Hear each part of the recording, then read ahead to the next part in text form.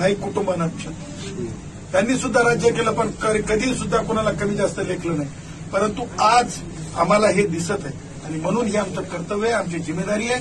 देवेंद्रजीच्या सरकारकडून आमची विनंती आहे की एकनाथरावजी उपमुख्यमंत्री आहेत, अजितदादा उपमुख्यमंत्री आहेत, सगळ्यांनी मिळून माझ्या बंजाऱ्यांना एसटीचं सर्टिफिकेट द्यावं.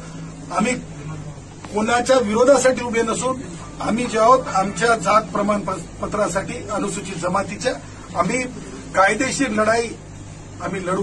आणि लोकशाहीतले जसं एका माझ्या विनोदनं खंबीर विनोदनं एका तंड्यातल्यानी काय करू शकतं ते दाखवल्यानंतर माझे सगळे तंडे जर उभे राहिले ना, माझे सगळे जर तांडे उभे राहिले ना, कारण आम्हाला शिकवायची गरज नसती.